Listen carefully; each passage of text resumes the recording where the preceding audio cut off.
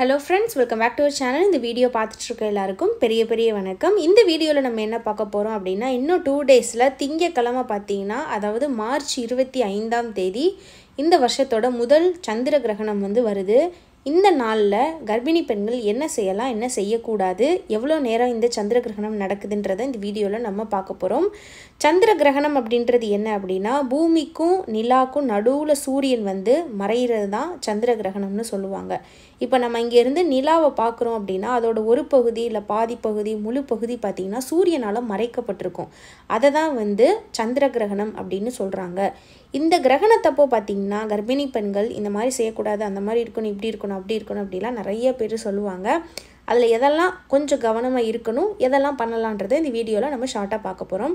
எத்தனை மணிக்கு இந்த சந்திர கிரகணம் ஆரம்பிச்சு முடியுது அப்படினு பாத்தீங்கன்னா திங்கட்கிழமை மார்ச் 25ஆம் தேதி காலையில 10:23க்கு இந்த கிரகணம் ஆரம்பிச்சு மாலை 3:02க்கு இந்த கிரகணம் முடியுது.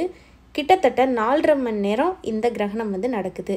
இது எப்போ உச்சமா இருக்கும் அப்படினு பாத்தீங்கன்னா மதியம் 12:43ல இருந்து அதாவது 12:45ல இருந்து 3 மணி வரைக்கும் இது ரொம்ப உச்சமா இருக்கும். பட் கிரகணம் 10:23க்கே காலையில ஆரம்பிக்குது. இந்த நேரத்துல பாத்தீங்கன்னா இது நமக்கு வெறும் கண்ணில் இத பார்க்க முடியுமா அப்படினு கேட்டிங்கன்னா வெறும் கண்ணில் இந்த கிரகணம் நடக்கிறத நம்மனால பார்க்க முடியாது. சூரியனுக்கு நேர் பகுதியில நேரா பின்னால பாத்தீங்கன்னா நமக்கு நிலா தெரியும்.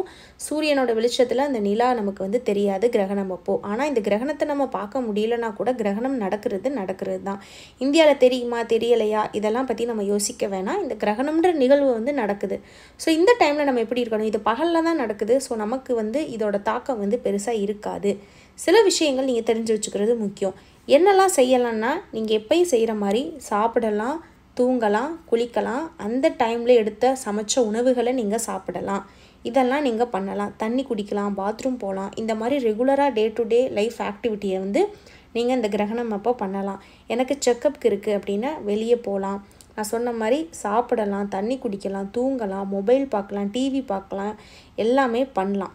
எதெல்லாம் பண்ண வேண்டாம் அப்படின்னு பார்த்தீங்கன்னா ரொம்ப நேரம் இப்போ அந்த 4.5 மணி நேரம் நடக்குதுல்ல இந்த ஃபுல் டேவும் இந்த ஃபுல் டைமும் நீங்கள் வெளியே இருக்கிறத கண்டிப்பாக அவாய்ட் பண்ணுறது நல்லது.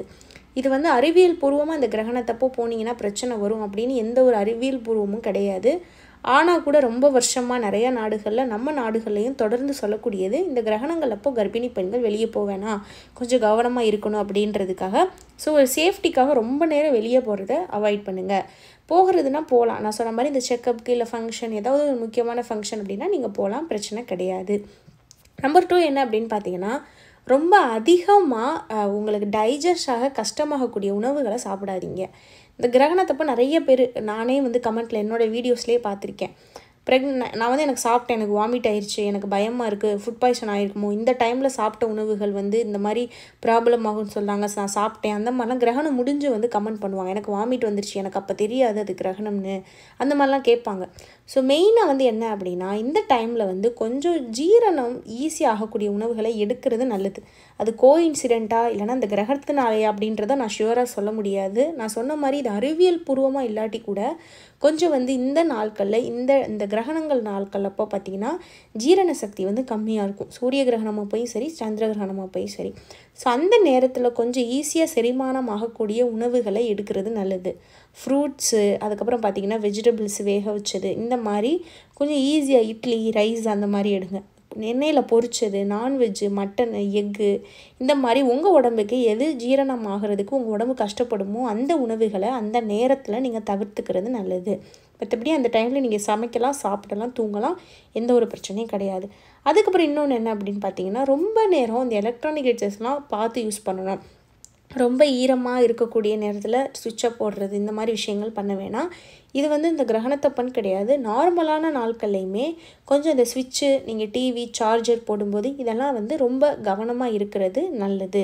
இந்த கிரகணத்தப்போ இந்த கரண்ட்டு எலக்ட்ரானிக் கெட்ஜெட்ஸ் யூஸ் பண்ணும்போது பார்த்து யூஸ் பண்ணணும்.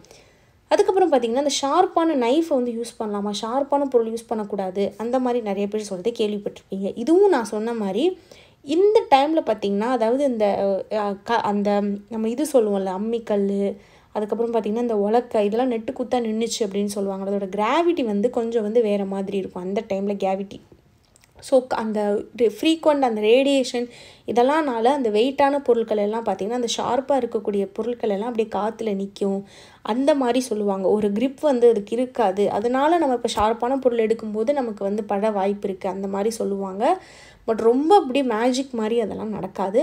கொஞ்சம் கேர்ஃபுல்லாக நான் சொன்ன மாதிரி இது உண்மை இல்லைன்றதை தவிர்த்து கொஞ்சம் கேர்ஃபுல்லாக ஹேண்டில் பண்ணலாம். இப்போ நீங்கள் நைஃப்பில் யூஸ் பண்ணுறீங்க அப்படின்னா கொஞ்சம் கேர்ஃபுல்லாக நீங்கள் அதை ஹேண்டில் பண்ணுங்கள். அதுக்காக நம்ம வந்து நான் கத்தியவே நான் எடுக்க மாட்டேன் அந்த மாதிரி பயப்பட வேணாம் ரொம்ப கண்மூடித்தனமாக. பட் கவனமாக இருக்கிறது நல்லது. உங்களை மீறி எதுவும் நடக்காது. ஸோ நீங்கள் வந்து கொஞ்சம் கவனமாக அந்த விஷயங்கள் எல்லாம் பண்ணுறது நல்லது. மற்றபடி நீங்கள் வந்து நார்மலாக இருக்கலாம். அந்த டைமில் சமைச்ச ஃபுட்டெல்லாம் சாப்பிட்லாம். ரெஸ்ட் ரூம் வந்து எனக்கு வெளியே இருக்குது, எங்கள் வீட்டுக்கு பின்பக்கம் இருக்குது, நான் போகலாமான்னா தாராளமாக போகலாம். எந்த ஒரு பிரச்சனையும் கிடையாது. ஆனால் நிறைய தண்ணி குடிங்க, கொஞ்சம் நல்லா ஹெல்த்தியான ஃபுட்டு சாப்பிடுங்க, ஃப்ரூட்ஸ் வெஜிடபிள்ஸ் சேர்த்துக்கோங்க.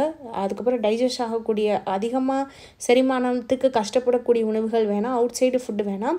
போகிறதுனா கொஞ்சம் நேரம் போய்க்கலாம், ரொம்ப நேரம் வெளியே வந்து சுற்ற வேணாம். இந்த விஷயங்கள் மட்டும் தெரிஞ்சு நீங்கள் ஃபாலோ பண்ணிங்கன்னா போதும். இதுக்காக தான் இந்த வீடியோ. அண்ட் இந்த வீடியோ பார்த்த எல்லாருக்கும் ரொம்ப நன்றி.